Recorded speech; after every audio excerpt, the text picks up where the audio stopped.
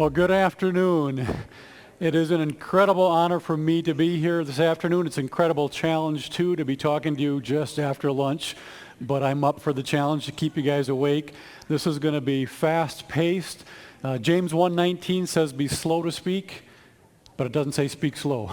So I'm going to go really fast. We're going to be covering a lot of stuff. Some of you might be wondering, okay, well, who is this guy and what's he talking about creation evolution for with this particular conference? Well, what happened was Chuck was looking at the schedule of all these incredible speakers with just incredible topics, and he thought, this is such good stuff. I wonder if people are going to get bored with great talk after great talk. He said, we need to find a clinker to put someone in here. It's not a good speaker and give him a topic no one cares about. And so he called me and goes, he was the first person I thought of. And so now maybe it didn't actually happen that way, but you're going to see the tie in here. Lewis already referred to this here, is that every topic that you've already heard and will hear has this in common, that the Bible is the ultimate authority for us as Christians in everything we believe.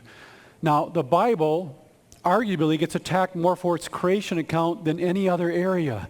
And if we can't trust what God tells us about the beginning, how can we trust him for anything else? And so we're going to be looking at this. That's why we're looking at the creation evolution controversy. Very, very foundational topic to everything else that we're talking about at this particular conference. And we have a problem. This has been alluded to too.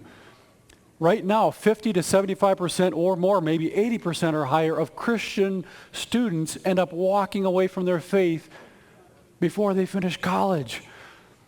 Now, how in the world can something like that happen? There are a number of factors that are going on, but one of the biggest things is that we have a set of beliefs without convictions. Kind of know what we believe, but we're not really sure why. We can't really defend our faith, and this is happening left and right. These are not children or students from religious homes. These are kids from evangelical, fundamental Christian homes who are walking away from their faith.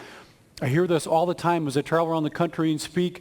Just one example, I was speaking at a mega church in Florida, and afterwards I had shared this in the service, these statistics.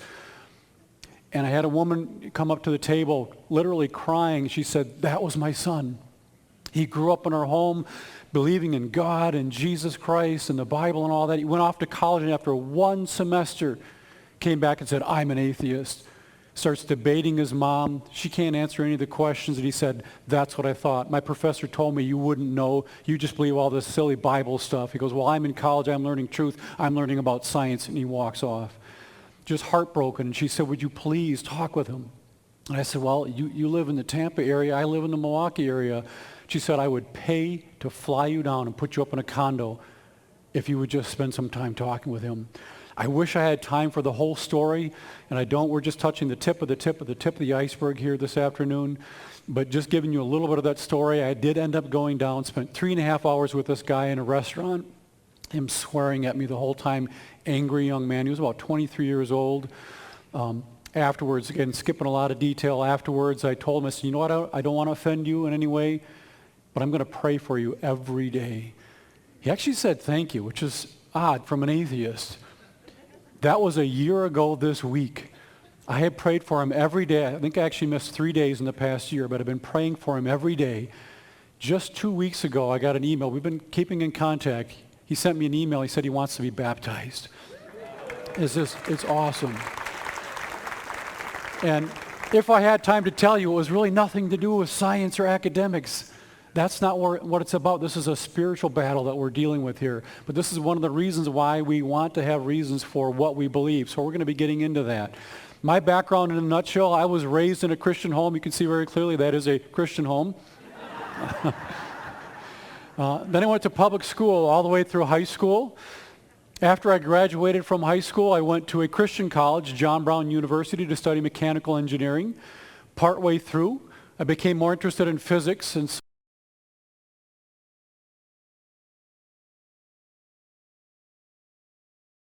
water to get a degree in physics. And that's when my world changed quite a bit, because all my professors were telling me that I was wrong about everything I believed. And that really disturbed me, because I realized for the first time in my entire life that even though I knew what I believed, I didn't know why. How did I know that God existed? How did I know the creation account was scientifically valid? That was a big one studying physics. How did I know there was a worldwide flood?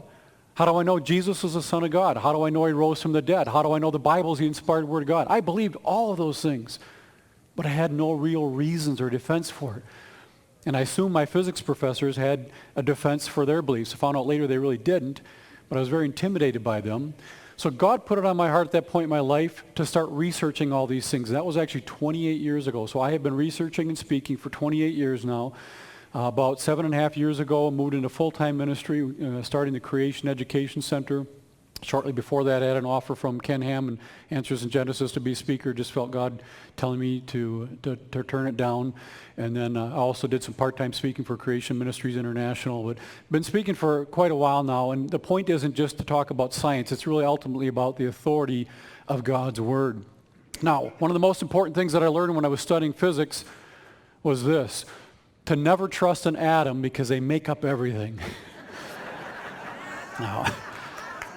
Now, the reason I put that up there is to get you guys to beg me to stick with science and leave the humor up to the professionals. I have a very dry sense of humor, so you're just going to have to put up with that for a little bit here. I did mention I am from Wisconsin. It's a real state. We love our cheese and our Packers. My wife is here too. She's been helping out the table, so please introduce yourself to her afterwards. She's been able to help me out. She's been wonderful for the ministry and really helped me refine how I present things. We know also in Wisconsin it gets cold. Last winter was really nasty. In fact, one day we actually got 2 feet of snow in one day. I warned you, you can leave now, otherwise you have yourself to blame. So it doesn't get any better than that, so downhill from here. But with this particular talk, I've actually coined a new term. We talk about apologetics, which is a defense of the Christian faith. And in science, we talk about genetics, DNA and things like that. Well, I'm combining them to call it apologenetics.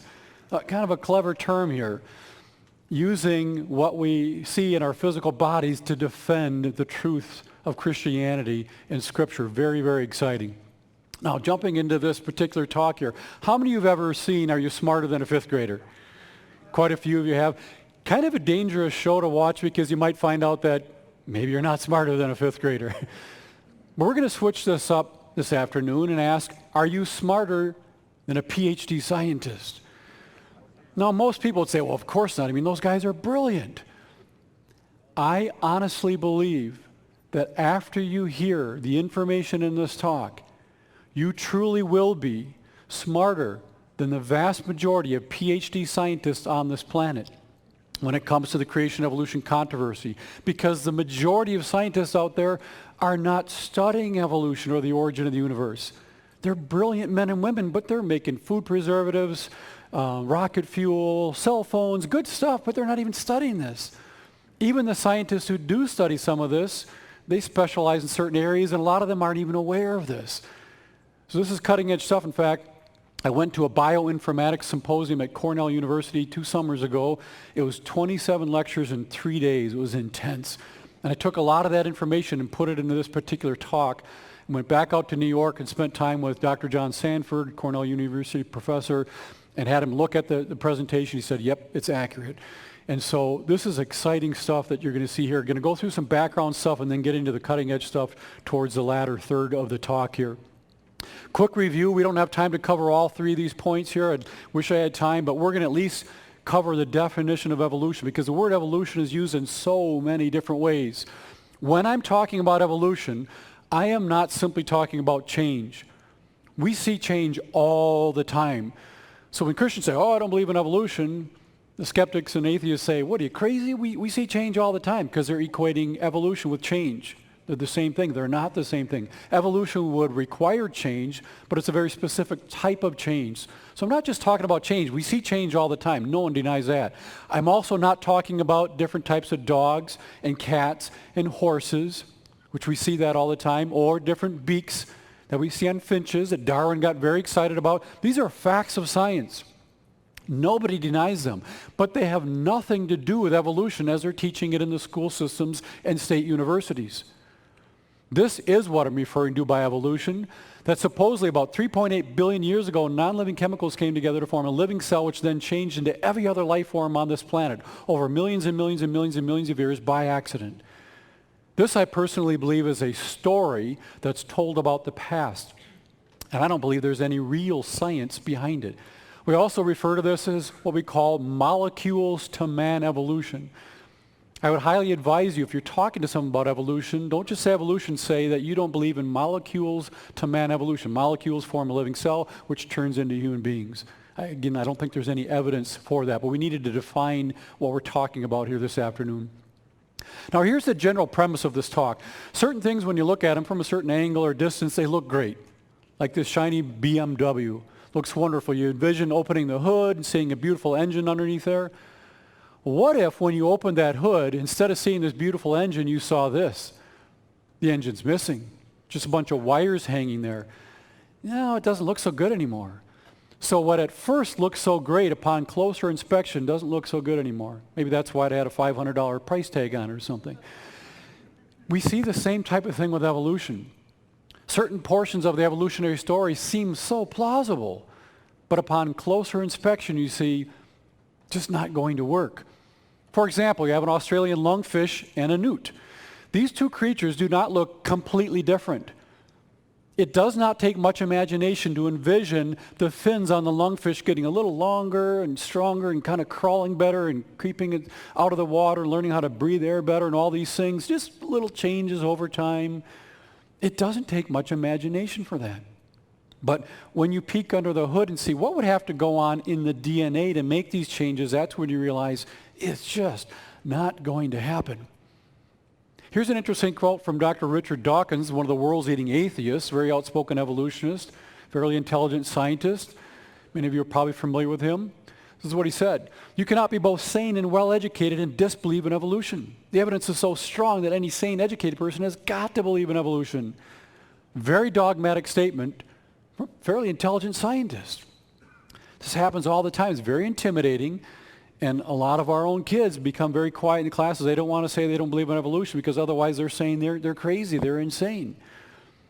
But what's interesting is that Proverbs 18:17 says this. The first one to plead his cause seems right until his neighbor comes and examines him. We've all been in those situations where you hear something and at first you're like, wow, that sounds pretty good. You can't argue with that.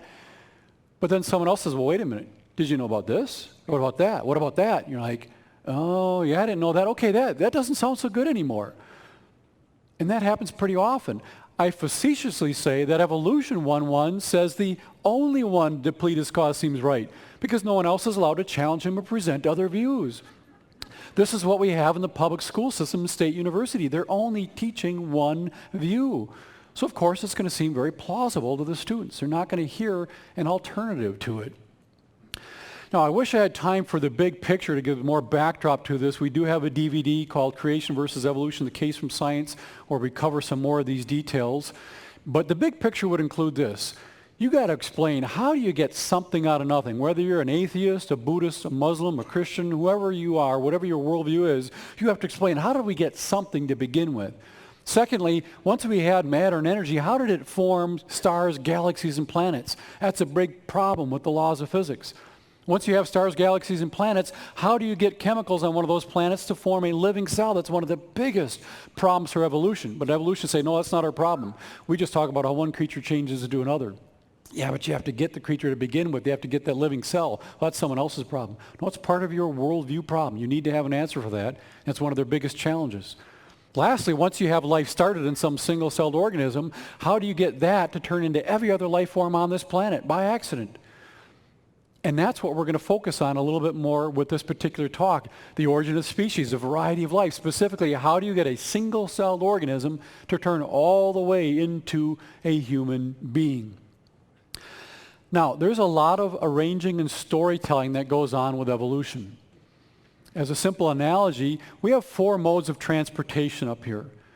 And we could arrange these things from simpler to more complex and discuss the evolution of the motorcycle.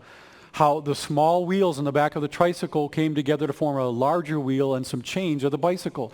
Then the chains of the bicycle moved into an electric motor of the scooter. And eventually the electric motor of the scooter moved forward and turned into a gas combustion engine. And that's how we got motorcycles. Now, we know that's a crazy story, but all I did is arrange these things in logical order and then told a nice story. And that's what we see with evolution quite a bit. For example, we have the evolution of the horse from Eohippus all the way to the modern horse. Here's an interesting quote from Dr. Niles Eldridge. He's a former curate at the American Museum of Natural History, very ardent evolutionist. This is what he said. I admit that an awful lot has gotten into the textbooks as though it were true. For instance, the most famous example still on exhibit in the American Museum is the exhibit on horse evolution. By the way, again, that's his museum. That has been presented as literal truth in textbook after textbook. Now I think that that is lamentable, but by the time it filters down to the textbooks, we've got a problem. What's he saying? Apparently it's okay in the museums where everyone's filtering through and seeing all these proofs of evolution, but when you put it in the textbooks and you know it never happened, yeah, maybe that's a problem. I think it's a problem in the museum too if it never actually happened. And then we have this example too, how fish evolved into amphibians over maybe 20 million years. Well, what did it look like in between, in the millions of years as it's transitioning? That's what we call a missing link, a big problem. But you know what? It's not missing anymore. They found it, Tiktaalik. They found the missing link, proof of, transition here. Actually, I don't have time to go into it. It's already been disqualified. It doesn't count. They just found another file, so it looked like it fit in between the other ones, so you put it in between the others, and you tell the story. But doing this isn't much different than doing this. Talking about how an Etch-a-Sketch evolved into an iPad. Because those two things don't look completely different. Yeah, there are some similarities there. What did it look like in between? Maybe something like that. Use your imagination. But we all know there's no way that the simple internal workings of an Etch-a-Sketch could, on their own by accident, turn into something as complex as an iPad. It's not going to happen. But those are the types of stories that we hear. So how do we get that single-celled organism to turn into a human being in almost 4 billion years, supposedly? Well, when we have children, our kids don't come out looking exactly like us. Changes happen. They may have similar hair color, eye colors, and things like that, but they don't look exactly like us. We know that changes happen.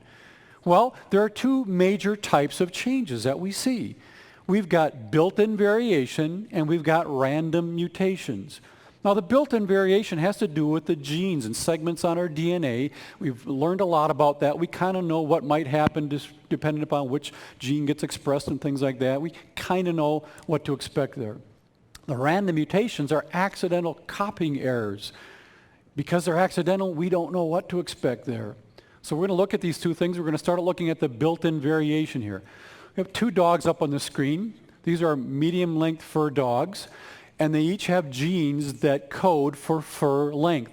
They actually have 2 copies of each gene. We all have 2 copies of each gene. These dogs have 1 copy of a gene that makes long fur, 1 gene that makes short fur, and they happen to combine to make medium-length fur. Now, when they breed and reproduce, they each get to pass along 1 gene. They don't get to choose which one goes. One will go or the other. So when they breed, if they both pass on a gene for short fur, the puppy comes out with 2 genes, 2 copies, but they both make short fur. Doesn't matter which gene is expressed or even if they combine, it's going to have short fur. If they both pass on a gene to make long fur, then the puppy has to come out with long fur. Thirdly, if one passes on a gene for long fur, the other one passes on a gene for short fur, they will typically come out with medium-length fur, but it could be long or short depending upon which gene is expressed. So these genes can make a variety of features that we see in the dogs. It doesn't just make fur length, it does other things too. It makes big dogs, small dogs, long ears, short ears, all the features that we see in dogs are all pre-coded there in the DNA. Okay, now if you look at these 2 sets of animals, you can ask yourself, which set do the animals look more like each other? They're more similar. Pretty obvious. The animals in set A look a lot more like each other than the animals in set B. Why is that?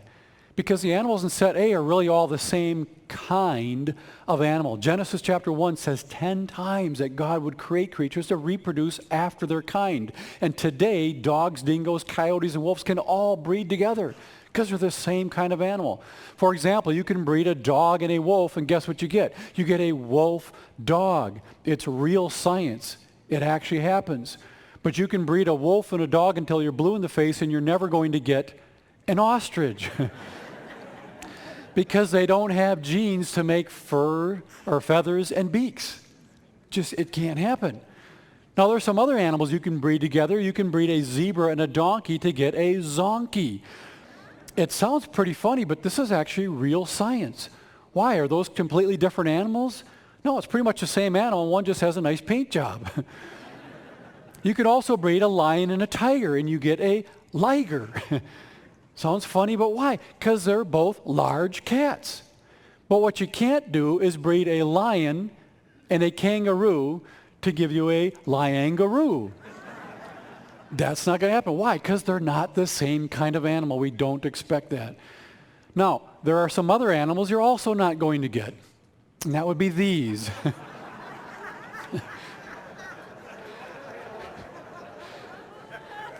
This is what happens when you have Photoshop and too much time on your hands, of which I have neither. I didn't do these. I got them off the internet, but they're fun because you can tell it's just not going to happen. They're not the same kinds of animals. Well, that was a built-in variation. So let's take a look at these random mutations now. What's going on there? We are now transformed into a state university classroom or maybe a public high school science classroom. And I am an evolutionary professor, and I'm going to teach you how evolution works. So picture yourself sitting in that class, and I'm going to show you how evolution works. We have an organism up there. It's going to reproduce itself. It has DNA, so it has to copy its DNA to make the children. So it copies its DNA, and the children come out, and the children look pretty much like the parents because it's the same DNA. Then the children have children, which are the grandchildren, and they come out looking pretty much like the parents and the grandparents because it's the same DNA. Then the grandchildren reproduce, and they have great-grandchildren, and oops, something's going on here. We got some significant mutations, copying errors happening here. And you can see that some of these copies and mutations are bad. Some of them are good. Then natural selection comes along like a superhero, wipes out the bad changes and keeps the good ones. And then reproduction continues. The new good ones make more of themselves, and then the original ones make more of themselves. And imagine this continuing on for millions and millions of years. Can you imagine the great variety of life we would have on this planet? I guarantee you the non-Christian students sitting in this classroom say, you know what, that makes perfect sense to me. It's proof of evolution. You can't argue with that. But I guarantee you the Christian students sitting in this classroom says, that makes perfect sense to me. Can't argue with that. I guess the Bible isn't quite right. You know, the Bible was written a long time ago, you know, people dragging their wives out of caves and, you know, Bedouins in the deserts, and they weren't too smart, so God made up this story about six-day creation and can't really take that seriously. And we know the flood didn't happen because where did all that water come from? Where did all that water go? How did you get all those animals in the ark? And that didn't really happen, so we'll kind of write that off. And so the Bible's not meant to be taken that way seriously anyway. It's just this thing about faith, and it can be really interpreted any way you want. So there's a slippery slope. And many then end up just walking away completely. Why hold on to the Jesus stuff? If it's wrong about history, how do we know it's right about the spiritual issues? And so many of them walk away because this makes a lot of sense to them. What we're going to do now, though, is something that Paul Harvey used to do. And most of you remember Paul Harvey. Loved Paul Harvey. He would tell you the rest of the story. That's what we're going to look at now, the rest of the story with mutations. Can these mutations do what I just described? Very interesting. I'm going to make three major points about mutations here. First of all, that they're purposeless, undirected, and random. Secondly, that they occur in the DNA. And thirdly, that they are almost entirely detrimental or bad. I'm going to talk about each one of these in turn very quickly here. First point, that they're undirected. They're random. Very interesting. Here's an interesting quote from Nova Online, a very strong evolutionary source. And this is what they tell us about these mutations. So it's sometimes convenient when trying to make sense of evolution to think of changes within a species of having a purpose, as though Mother Nature has some intended goal she sets out to achieve. The bacteria want to survive, someone might reason when thinking about the declining effects of antibiotics, and so they evolve into resistant strains. Of course, there is no purpose in evolution, just random mutations within DNA, most of which are detrimental to the survivability of the organism. Those are the 3 points that I just made, all in this one quote by an evolutionist. Here's another interesting quote from Discovery News. Talking about dinosaurs, it said presumably the sauropods, or dinosaurs, evolved large body size as a strategy to deter predators. Okay, what are they saying here? Humorously, you could look at it this way. They're telling you that apparently at some point in the past, dinosaurs weren't as large as they eventually came to be. So they're sitting around the campfire one night, and they're saying, hey guys, we got to come up with a strategy because if we don't do something soon, the predators are going to eat us and we're going to go extinct much quicker than we expected. Do you guys have any ideas? And they're like, no, our brains are too small. But then one of the dinosaurs says, I have an idea. What if when they come after us, we get our machine guns and we shoot them? And the first dinosaur says, we can't do that. They haven't been invented yet. It's, okay, good point. Second dinosaur says, I know. What if when they come after us, we all jump on our motorcycles and ride off into the sunset? First dinosaur again says, we can't do that either because they haven't been invented yet. It's like, okay. Third dinosaur says, I have an idea. What if we all evolve really large body sizes and scare them away? Then the first dinosaur says, now that's a good idea. Are we all in agreement? Okay, break. And they go and they get big. That's what's being implied here. This was a strategy of how to deter predators. I don't know an evolutionist on this planet who believes that. They will all tell you, no, there's no purpose. They're not trying to do anything. They're just reproducing themselves, copying their DNA, and the mistakes happen. But yet, this is what you will see in the popular literature all the time. Strategies. The fish in the ocean needed to evolve the ability to breathe air because they were running out of food in the oceans and there was food on land, and so they needed that ability, so they evolved it. We see this in textbooks, television programs, magazines, as if they're trying to do something. But in reality, even the leading evolutionists say, no, it doesn't work that way. That was the first point. I'm flying through this really quick. These mutations occur within the DNA. So let's take a look at DNA very quickly here. You know, DNA is like a very, very, very complex blueprint with lots and lots and lots and lots and lots of information on it. So much information. I'm going to give you an analogy here. Let's say you had just a teaspoon amount of DNA, and you wanted to back up the amount of information that would fit in that volume onto CDs. And we back up our hard drives in case they crash. So you're going to back up just a teaspoon amount of DNA on CDs. Now, a single CD can hold about 100,000 pages of text. That's a lot of information on one CD. So how many CDs would you need to back up just a teaspoon amount of your own DNA? You would need 100 CDs. Don't write that down because I just lied. Probably shouldn't, but you would actually need 1,000 CDs. Don't write that down yet. You would need 1 million CDs. That's the last time I'm going to lie. That's only a partial truth. You would actually need 1 million CDs given to you every minute for 9.5 years. Then you'd have enough CDs to back up a teaspoon amount of your DNA. That's 5 trillion CDs. That gives you an appreciation for our national debt. But imagine, someone walks up to you and said, hey, I heard you're going to back up that teaspoon of DNA here. Here's 1 million CDs. And they hand it to you, and you're holding it. Not that you could actually hold it, but so you're holding it now. He says, I'll be back. They come back a minute later, here's another million. Now you're holding 2 stacks. I'll be back. They do that every minute for 9.5 years. Can you imagine how annoying that would be? But then you'd finally have enough storage space to back up that much DNA. But you know what? They'll take our tax dollars and they'll tell our kids that this all happened by accident, there is no God. Our kids walk away from their faith and we say, thank you very much. We're paying them to help them walk away from their faith. I don't think it's the public school teacher's fault. I don't think it's the state university's fault. They can aid in this process. I don't think it's pastors' faults. I think it's largely our fault as Christians. We are to be mentoring our children and giving them answers so that when they hear things like that in school, they say, I knew you were going to say that, but here's the response. But we drop the ball because we can't give our kids something that we don't have. When we don't have answers, well, I don't need all that. I just believe the Bible. Maybe that works for you, but then you can't witness anyone and you can't mentor your children. And so it's no shock that they're walking away left and right because we don't tell them why we believe what we believe. Go off on a tangent there. Got to get back to the talk here. DNA, we know it's like a coiled up ladder there. It's like a set of encyclopedias. And the rungs on this ladder, each rung is like a letter from the set of encyclopedias. That's what we call a nucleotide, a single rung there. You put a bunch of these rungs together, and that's what words would be, the groupings of these nucleotides. Then the chapters are represented by thousands or tens of thousands of these rungs. And then you get a volume, a single volume out of that set of encyclopedias. That's what we call a chromosome, which is like thousands of genes or thousands of chapters. And finally, the entire set of encyclopedias, that's what we call the genome. For people, we call it the human genome. You've all heard that phrase. That's how DNA is structured, a little biology 101 there. Move on very quickly here. Get to the last portion here. This is the most interesting part. That these mutations, these accidental copying errors, are largely detrimental or bad.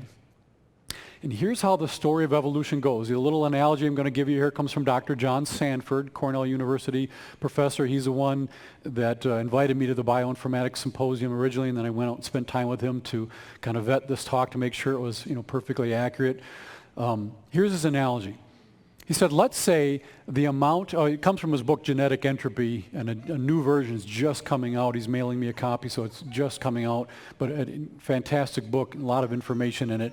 But he said, let's say that the amount of information in a single-cell bacteria is about the amount of information in a biochemistry textbook. Now we know there's a lot of information in that textbook, and that's about how much information is in a single-cell bacteria. There's no simple cells. There's a lot of information, but remember, we have to turn that cell into a human being, which has even more information in it. So we can't just copy that cell. We got to do something to it to change it into a human being. Well, here's a page from that biochemistry textbook, and there's a text there. Now again, if we just kept copying this textbook perfectly, a million years from now, we just have lots more of these textbooks. It'd be exactly the same. So we can't do that. We have to make changes. Well, what are these changes? We've been talking about them. They're the mutations, the accidental copying errors. Well, here's some examples of these mutations. First of all, we have a duplication mutation. Up towards the top there, I've added an extra T in the word the. Now, if you were reading that textbook, you'd say, well, I know it's just the word the. It's just a typo. That's not how our genes work. It would look at that and say, I've never seen that before. I don't know what it is, and would skip it. Then we have a deletion mutation. We delete the letter E in energy. It doesn't spell energy anymore. Again, you'd say, okay, there's something happened there. It's really the word energy. No, our genes wouldn't know that. And then you have a substitution. You take the N in an electron and put a Y in there instead. What's interesting is you could ask a kindergartner. This is a really important point. You could ask a kindergartner, hey, what's your favorite book? And then they tell you what book they like. You say, if we were to take your book and just randomly open to whatever page, stick our finger in there, whatever letter we touch, we just delete that letter or change it to a different letter or reverse it or whatever. We just keep doing that to your book over time. What would happen to your book? Would it get better and better and better? A kindergartner will tell you no. It would get worse and worse. In fact, it wouldn't take long. I wouldn't be able to read it at all. A kindergartner will understand that. You have to be highly educated to not get this. And I really don't want to be sarcastic because I have a lot of respect for the scientists that are out there. This is not an academic debate. All the skeptics that I know, they're plenty brilliant. A lot of them are a lot more intelligent than I am. It's not that they're lacking facts. Their worldview is off, and that's what they're using to interpret the facts.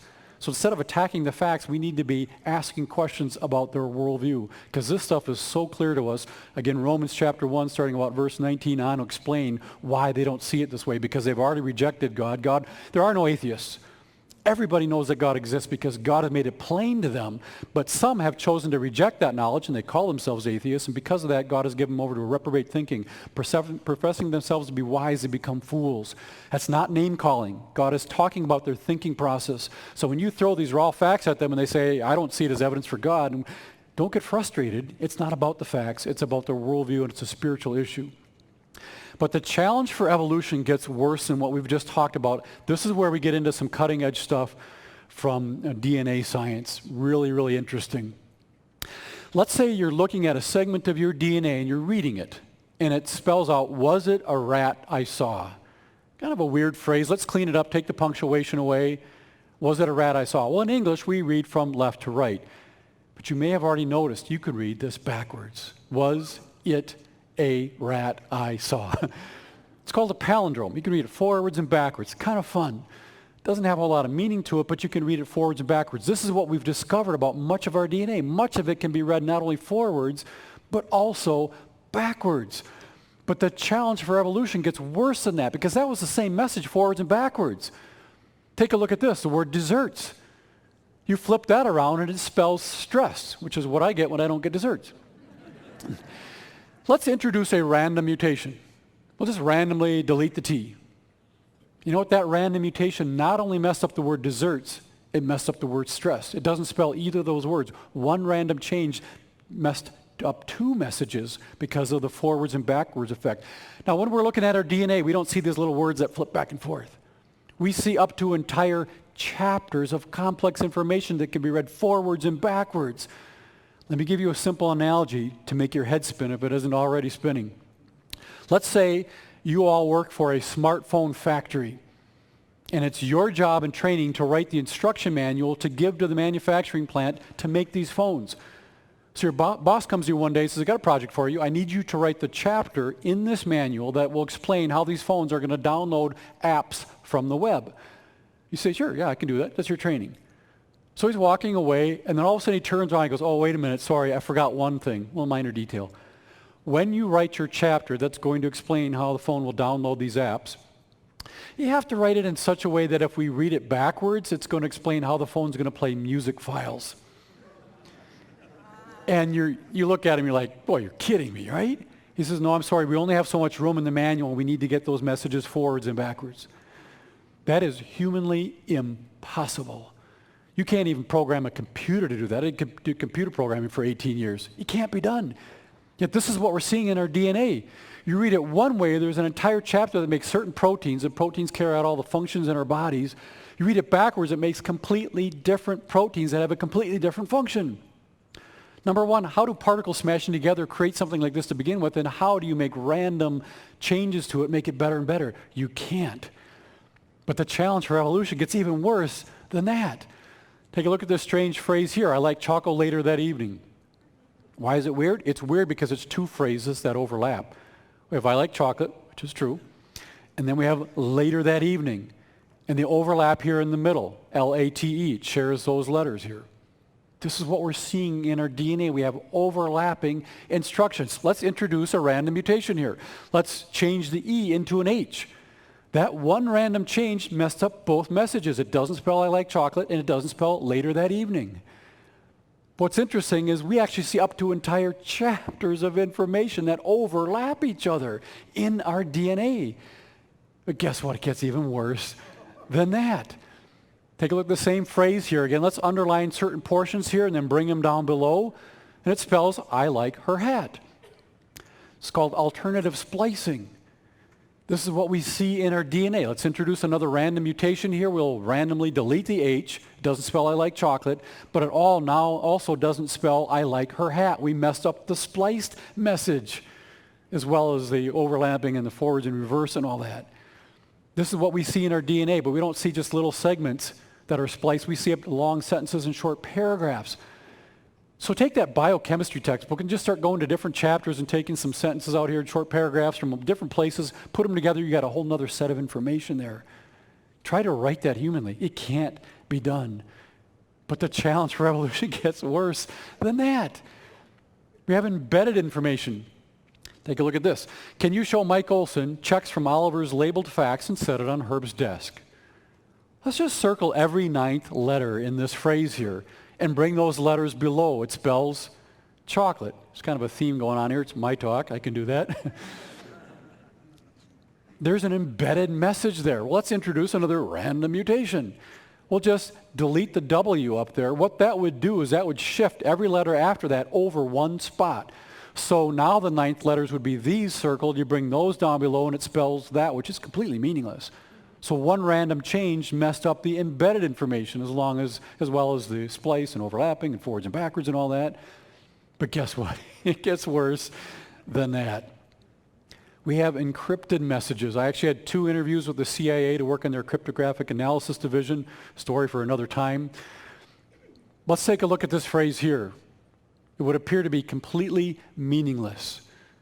Let's say you found out that there was actually an encryption key, meaning everywhere you see an H up there, it's really an A. Everywhere you see a B, it's really a C. For example, everywhere you see a Y, it's a T. So those 2 Y's up there are really T's. So let's do all the substitutions here, and you see that this phrase spells this as an encrypted message. That's one way we do encrypted message systems. Well, guess what we're seeing in our DNA? Encrypted message systems. Let's take a time out here and just ask ourselves, what would it take to create an encrypted message system? Keeping in mind, there is no God. Everything's just an accident. So you literally have particles smashing together, and that's supposed to create an encrypted message system. Here are the steps you'd have to accomplish. First of all, you have to develop a language system using symbols. So we have 3 sticks here. When we arrange them this way, we're going to say that's an A. Then we have some symbols that look this way. When you put them together in this fashion, that's going to be a B. You have to create an entire alphabet by particles smashing together randomly. After that, you need to be able to create and define words. So when you put these 4 letters together, it's going to represent this particular object. You have to create an entire dictionary of words and definitions by particle smashing together. Then you have to be able to write meaningful sentences and paragraphs, which require rules of grammar. How do particles smashing together create rules of grammar? Then after that, you have to be able to establish the actual encryption system with the key. After that, you have to be able to create the system to do the coding and the decoding. And finally, you have to be able to have the ability to read and carry out the instructions. Otherwise, the whole thing is useless. How do particles smashing together create this? I don't know a scientist on the planet who can even begin to explain how this is even remotely possible, but yet that's what we see in our DNA. And yep, it gets worse than that.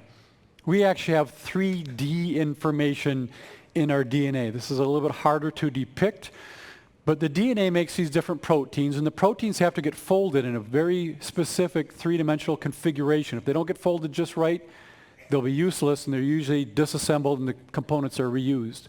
So let's just have 7 words going straight across the screen here, and then we're going to, in a sense, try to fold these words. We're going to stack them on top of each other in somewhat of a 3-dimensional fashion. When we do them just the right way, you see another piece of information going up and down vertically there, the word success. Now, if you were to introduce a random letter change, deletion, reverse something, stack them the wrong way, you lose that 3D information. And this is what we see in our DNA. There's information in the 3D configuration. One last time. I'm actually skipping things. You can thank me for that later. One last example.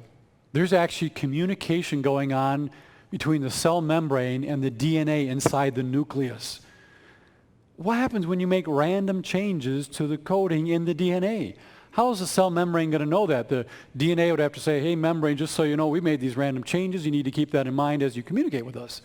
How's that going to be coordinated? It's not, but yet this is what we see going on. There's a whole other area called epigenetics, which is information outside the DNA. It's just, it even almost blows this away. It's something relatively new, and scientists are really grappling with that, but it just gets more and more complex. But even with all of that, I have proof that evolution is true. You are 98% similar in your DNA to chimpanzees. How many of you have ever heard anything like that? 97, 95, 98, quite a few of you. It's all magazines, television programs, and all that, and the school system's proof that we're related to the chimpanzees. PBS said that this difference, the small difference between chimps and humans, amounts to just a couple of spelling errors. What does that mean? That means you take the chimp genome, very, very complex, just introduce a couple of spelling errors, these random changes we've been talking about, and voila, you have a human being. That makes no sense whatsoever. Cutting to the chase, we're nowhere near 98% similar to chimpanzees. I was overblown, don't have time for the details. Now they say maybe 70%. That's a problem for them. They think, according to evolution, we should be 70% similar to a chicken. Now we're only 70% similar to a chimpanzee. Big problem for them. But let's humor them. Let's say we actually are 98% similar. Even if you're not smarter than a 5th grader, you know if we're 98% similar, we are 2% different. Well, the human genome inside each cell, just a single strand, the complex of DNA inside the nucleus, is equivalent to about 3 billion letters written out. 2% difference of 3 billion letters is 60 million letters, 60 million differences, 60 million changes. 60 million letters is equivalent to about 5,200-page books of information. Okay, too many numbers, what's going on? You take the chimp genome, you introduce 60 million random changes that we just talked about, that produces 50 new 200-page books of brand new information all working together wonderfully to create a human being. Are those random changes ever going to do that or even come close? No. Not in your wildest imagination, but that's what they teach. We actually share 50% of our DNA with bananas, but that doesn't make us half bananas. Well, maybe it does. Wrapping this whole thing up, what we've seen is that certain things look great on first blush, like that BMW Envision, again, opening that hood and seeing that beautiful engine. But what we've seen with evolution, we've opened the hood, and the engine of evolution has been missing. It's not there. Quote from a geneticist said, genetics has no proofs for evolution, has trouble explaining it. The closer one looks at the evidence for evolution, the less one finds of substance. In fact, the theory keeps on postulating evidence and failing to find it moves on to other postulates, fossil missing links, natural selection of improved forms, positive mutations, etc. This is not science. One other quote, Genesis 1:1, in the beginning, God created the heavens and the earth. We can trust the Bible from cover to cover. And even though the Bible is God's first shot at writing a book, I think he did a pretty good job. So with all of that, the whole point of this really isn't about science. It's really not even about creation evolution. It's about the authority of God's word, that we can trust it from cover to cover. And as has been mentioned many times so far, 1 Peter 3:15, be ready always with an answer of the hope that we have. In order to do that, you need to equip yourselves, and so that these high percentages of our own kids are not walking away from their faith. Number one thing that you should probably do, Koinonia Institute has so many awesome resources. I've been following Chuck for almost 30 years myself, and I've learned a lot of things from him. I probably wouldn't be here today if it weren't for a lot of things that I learned from him. There's no excuse for any of us to not have resources because there's so much available. Since most of you don't know me or my ministry, a little bit newer on the scene, I'm just going to go over very quickly resources that we brought along. I have 8 individual DVDs that I produced. This one here is the talk that I just gave. Everything you just saw is on that DVD with all the PowerPoint. There's a bunch of other talks there, the bigger picture, the origin of the universe, origin of life, origin of species, dinosaurs in the Bible, top 10 questions. If God created the universe, who created God? Where did all the water go after the flood? Was there really an ice age? Where did all the races come from? What about carbon-14 dating? All those types of things. Evidence for the inspiration of the Bible and a bunch of other titles that we have. There's a new one coming out in probably about 2-3 weeks. I'm titling it, Faith is Not a Four-Letter Word. It's a really cool talk. It dispels the whole myth of facts versus faith, and it will teach you how to defend the Christian worldview without knowing anything about DNA or Bible manuscripts and all these other things that sometimes intimidate us. It's a much more fundamental way of defending the Christian faith, very powerful presentation. Then we have a 12-session seminar series, 12 half-hour talks with a study guide. Then the book that I wrote, this is kind of the second edition of it, just came out 2 weeks ago, so it's fresh. This is the first conference I've been at with this book. That's on the table over there. I've been told by some of the other leading creation scientists they think this is probably the best overview that's out there right now, which I was honored to hear. So that's available at the table. Then we have a free monthly email newsletter.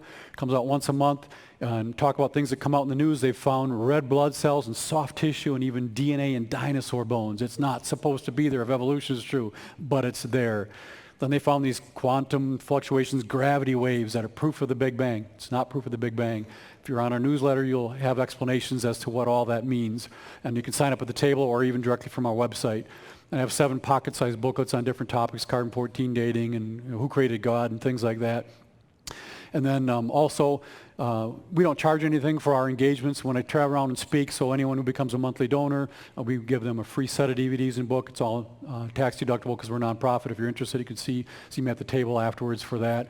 And then lastly, you could schedule engagement at your church. Again, I travel around the country. No, don't charge a penny for our engagements. We just ask that any expenses for travel are taken care of. But you could have this information and other information that's appropriate for a Sunday morning. I usually don't do a science lecture Sunday morning, but we could come to your church and put on a seminar to strengthen the faith of those in the congregation. And lastly, our website.